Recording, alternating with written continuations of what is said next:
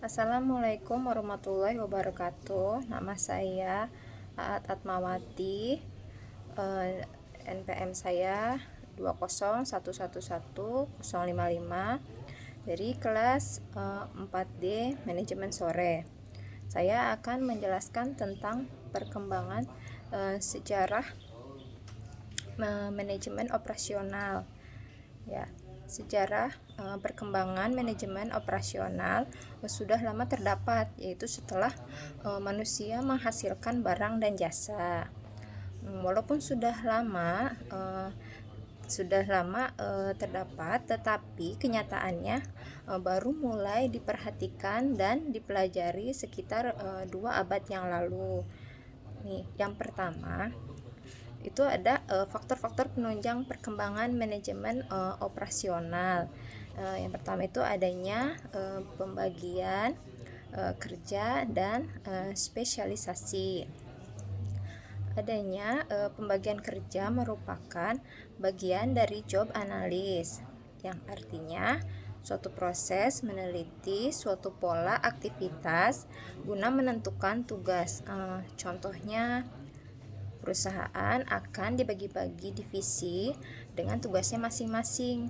Seperti ada bagian produksi, ya tugasnya adalah di bagian produksi. Bagian keuangan, tugasnya untuk mengelola keuangan suatu perusahaan.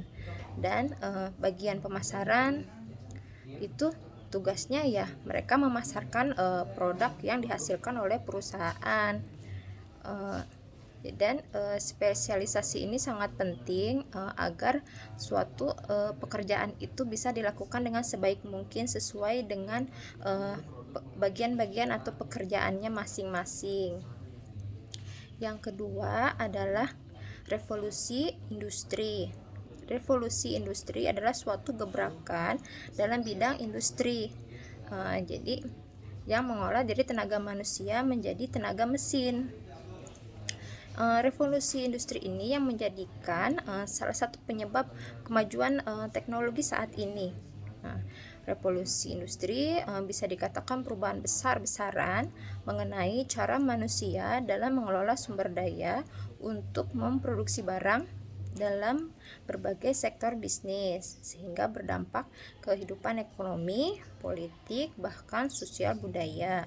Contohnya, revolusi industri 4.0 adalah terobosan dalam dunia industri yang menggabungkan teknologi otomatisasi dan cyber. Ya, ada lagi misalkan contohnya sekarang dunia serba internet, serba digital. Kita tidak usah langsung memasarkan produk ke orang-orang, atau kita bisa menggunakan media sosial yang ada di internet.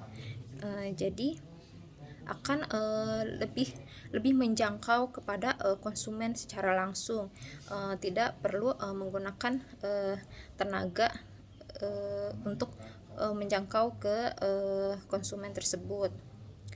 Dan dengan adanya contoh aplikasi-aplikasi ya seperti Gojek, GoFood, itu juga sama merupakan gebrakan dalam industri ya.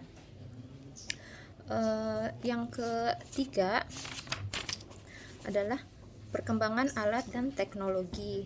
Pada zaman dahulu mungkin produsen masih menggunakan alat-alat yang sederhana dalam memproduksi barang. Tetapi setelah adanya perkembangan alat dan teknologi, produsen bisa memproduksi barang secara massal atau global dengan bantuan mesin atau digitalisasi. Contohnya, produsen hasil bordir akan mendapatkan hasil lebih cepat dengan menggunakan mesin bordir yang otomatis yang disetting dengan menggunakan komputer. Jadi hasil yang didapatkan itu akan lebih cepat ketimbang menggunakan mesin yang manual yang hanya dikerjakan oleh 1 atau 2 karyawan. karena menggunakan mesin itu akan bisa mendapatkan lebih banyak gitu secara massal. Nah, yang keempat itu atau yang terakhir adalah perkembangan ilmu dan metode kerja. Sejarah perkembangan ilmu terus mengalami perubahan, mulai dari yang klasik maupun sampai ilmu yang modern. Nah, metode kerja merupakan teknik tata cara untuk memperbaiki sistem kerja bagi perusahaan, khususnya perusahaan manufaktur. Baiklah, cukup sekian penjelasan dari saya. Terima kasih.